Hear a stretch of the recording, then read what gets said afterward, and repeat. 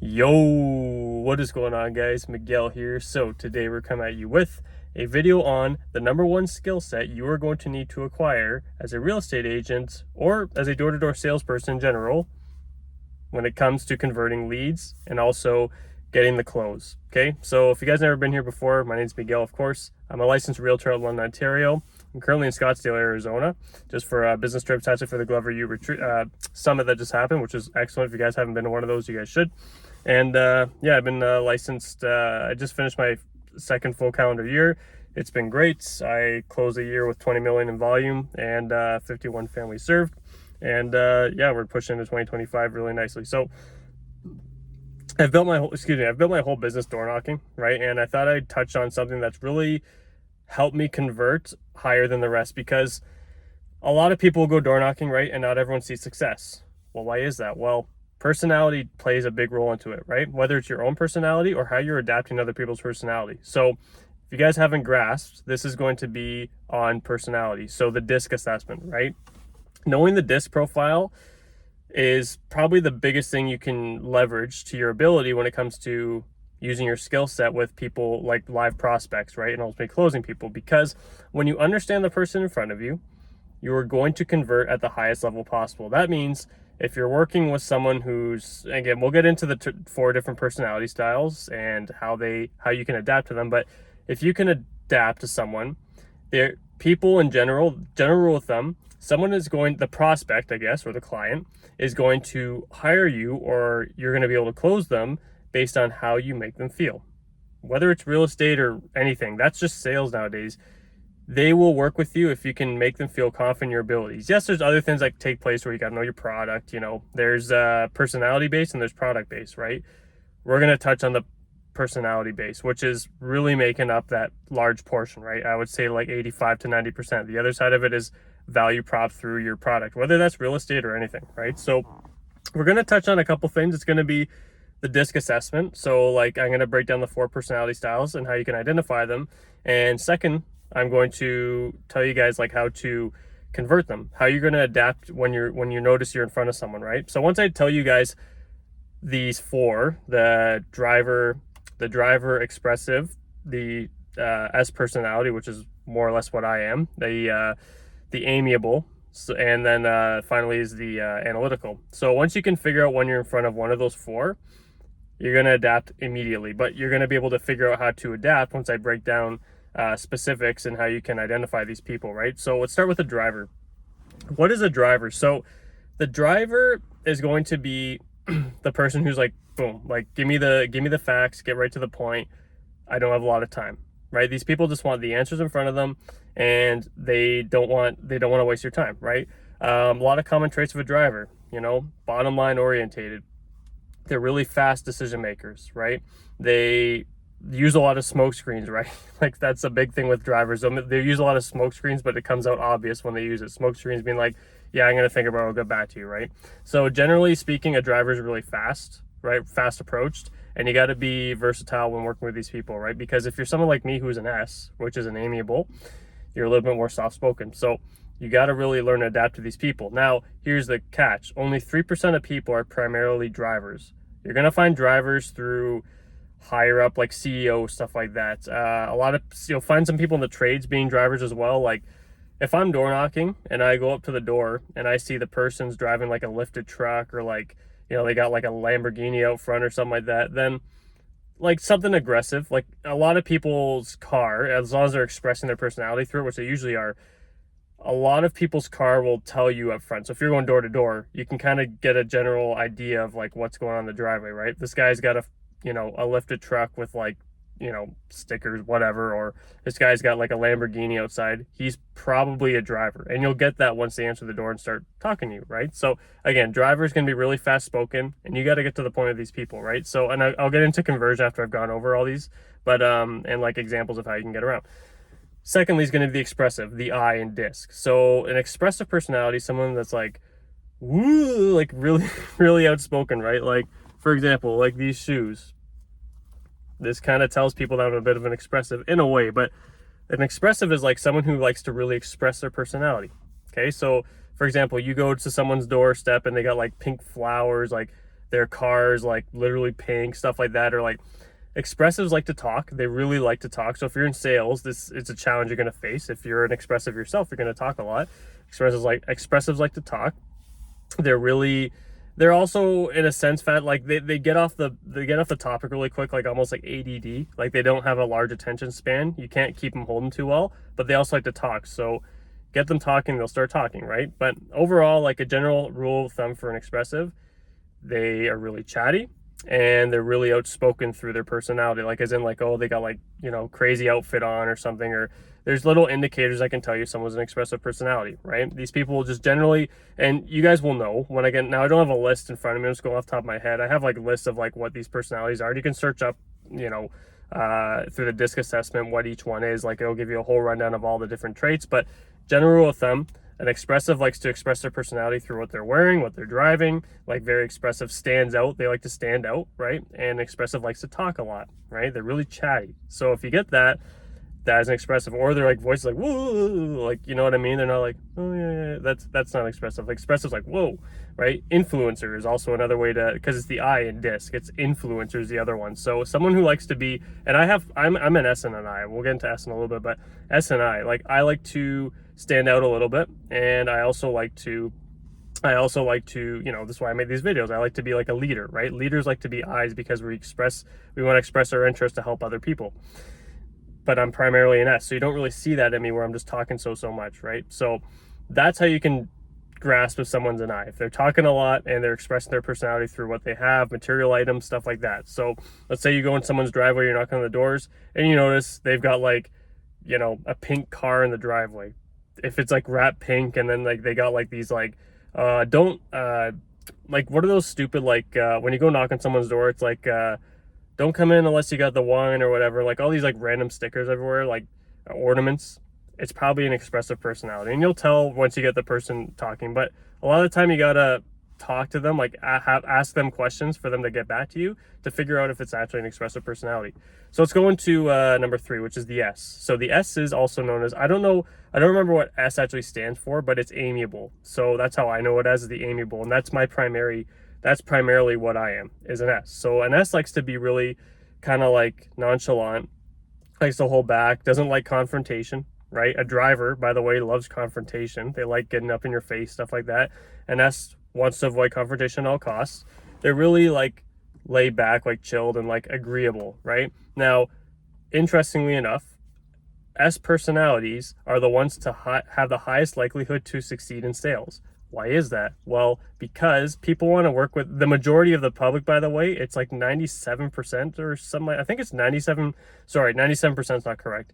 80, oh, it's a large portion that's like primarily an S personality, but like it's like 80 something percent isn't. I forget, we did a survey almost a year, like I think exactly a year ago we did a survey, but the majority of the population is an S. And you'll get to, as you start to learn the personality styles, you're going to learn that over time. Like the majority of people are an S personality and amiable. So being an S, I can tell you, like I don't like confrontation, right? I like to avoid it by agreeing with people, asking them other questions. That's what sales is about, right? This is why we have the highest likelihood, because we don't like creating confrontation. We're solution based. We like to step in and help other people before ourselves, right? So give you an example, as a real estate agent, I would prefer to cough up $500 so it doesn't create confrontation over a freaking stove that's not working or something, right? Like an old stove or something, because I truly believe that, I just don't like confrontation. There's other ways to go about it, right? And in sales, if you can do that, find ways, again, with objection handling, you'll do very, very well. And that's why S's have the highest likelihood. How do you identify if you're working with an S? Well, a lot of them are, but again, if they're agreeing, they're listening to you, good listeners is another thing, right? If they're agreeing with what you're saying, they're not super confrontational. They're very like, just like the average person, right? Like they're not like really like outexpressed or overexpressed or anything. They're just nonchalant, right? That's an S personality, right? The easiest way I can give you someone that's like nice and laid back, agreeing with you, that's an S personality all day, right? So the S personality, again, highest likelihood to succeed in sales, very agreeing, etc. So let's go on to the last one, the C. This is the analytical. So the analytical in sales is most likely, it's probably the hardest one to work with. And although my DISC assessment does not say I'm a C, I definitely have some C in me because I do like numbers, and I also like to over-explain myself a lot of the time, and that kind of mixes in with my expression, my I personality as well.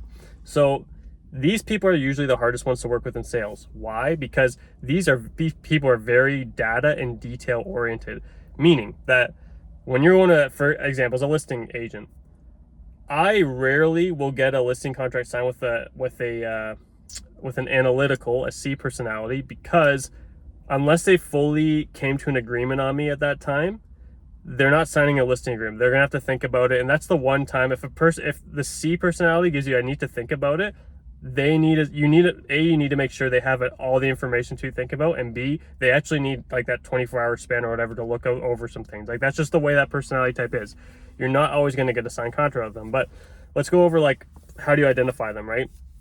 Engineer, again, you can look for job traits, right? An engineer, if you're going to go to an appointment with an engineer, 99% of the time, prepare that is an analytical. Okay, they are going to be highly numbers based. You have to go to all your presentations with a ton of data, right? Not a ton, but like enough to show them what the market's doing, stuff like that, right? You got to show them the stats. They got to see what's in front of them and analyze it, right? And you got to be able to explain the stats. So again, they can be engineers. They really like a lot of people who like history, stuff like that. Like, they're data oriented, detail oriented, like very to the T. And if they send you emails and they're lengthy, like long body emails, and it's like very specific, that is an analytical, right? Or the people that are like really talking like numbers, like if you're just having a conversation with them, they're really breaking down numbers, going right to the specific with things, that is an analytical, right? And again, this is the hardest one to work with in sales because they kind of go against the grain, right? Chances are you're not going to sign them on the first appointment, because me as a listing agent, I want to get my contract signed right away. Probably not going to happen unless they've already made their decision on me. Like, if I have them nurtured and they're ready to list their home and they know who I am and they know I can provide a result, I'm going to get it signed right then and there, because you can tell with the analytical when they've made up their mind. You can tell they're like, yep, let's get the paper roll and blah blah blah, like they're ready to go because they've came to an informed decision. Analyticals need to come to an informed decision before they sign any paperwork. That's just the way that personality works. Again, you will fail miserably with this. The way you'll fail with this person miserably is if you, A, try to push a contract on them when they're not ready, and B, do not provide them with enough information. So again, if they tell you got to think about it, please just make sure you give them some time. Okay, so those are the four personalities. D being the driver, I being the expressive or the influencer, S being the amiable, and C being the analytical. So those are your four personalities. Now, how do you work with these people? Like, how do you convert these people? Comes down to identifiers, right? So once you identified, and again, this comes down to studying these personality types. And as you work with more people, you're going to find out. Like, I'm at the point now where, like, once I've just started a conversation with someone, I can tell them right away what personality they are. Like, even like their secondary personality type, because I just talk to so many people, right?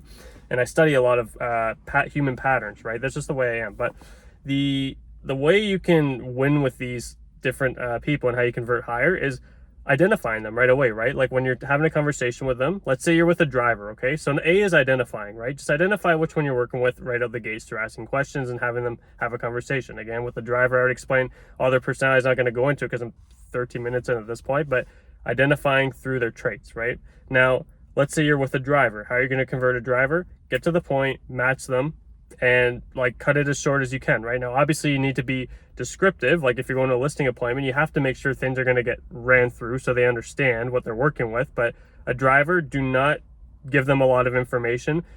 Get to the point. Make sure you give them all the information, but it's shortened as much as possible, because they want to get things done. They want to go, and you got to act like that too. If you're at the door and the guy's like, yeah, what do you want? You got to be like, yeah, no problem. I'm not going to take up all your time. I got to get going here in a second. You got any plans? Market's on fire for 2025. You got any plans to buy, invest, sell? Right? Like, drivers, you got to be quick. Let's go to the influencer, the expressive personality.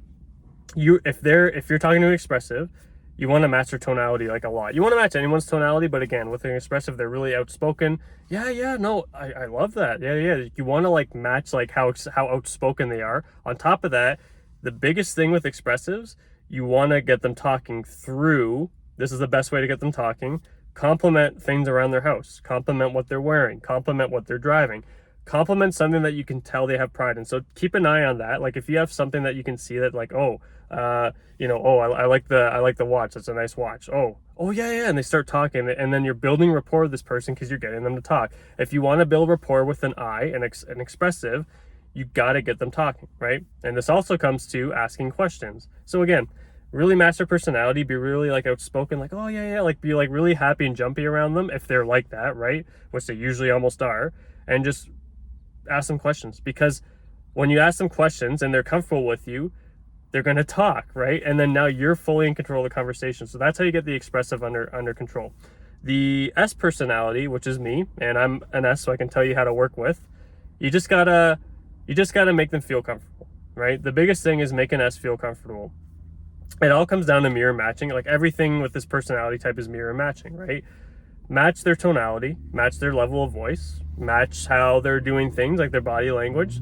Find things that are on an equal level, right? So it's like, oh yeah, like I like going to the park too. Like, oh yeah, like we're really feels based, right? So like, oh yeah, I love the feeling that I get from going to Toys R Us or Meadow Lily Woods, or what is this place? I'm at a trail right now. Yeah, that's a great place. Like build rapport through those things that make them feel comfort, right? With an S, you want to get them to feel comfort and build trust with you, because an S will have problems having trust with you if you're like a driver, a D and an S do not mix, right? So if you're pushing paper like all the time, like, yeah, let's go, you gotta tone it down.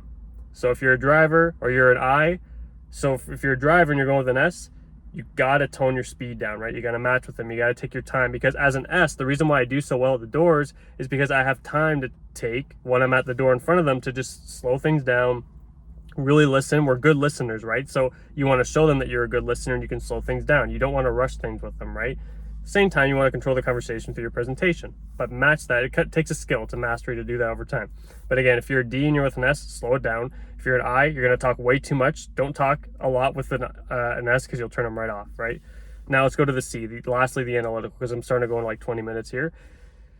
The analytical personality type, if you want to win with them, kind of explained it before. I'm not going to stay on too long about it because I kind of explained it when I went through, but provide them with as much information as possible. You have to be as ready as possible with anything that could come up, right? So like market stats, stuff like that. Make sure they have enough information to think about, right?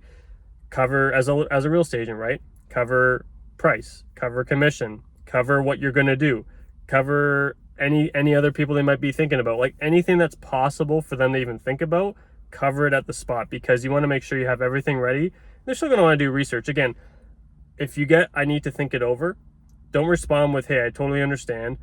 What's causing you to think it over? Well, I got to like look over some more stuff. Answer everything you can, but chances are they're probably not going to sign a piece of paper with you just yet. They might, right? Just keep going, but don't push it on them, because they're probably going to need it 24 hours. I've done really well with analyticals. They tend to mesh with me really well, but unless they've already known who I am and they're ready to go, like if you're like going out to like help them make an informed decision, it's not, be ready, but it's likely they're not going to sign with you, right? So that's all for today, guys. I hope that helps. A longer video for sure, but meshing in the four personality types, I felt didn't really acquire a 10-minute video. Is more like a 15 to 20-minute video, because it's 4 personalities. I really wanted to give you guys all the insight I have. It could have even been longer if it was a case of me going more descriptive of each, because I have pages of like how like each individual aspect of each personality. But I basically summed it up for all you guys.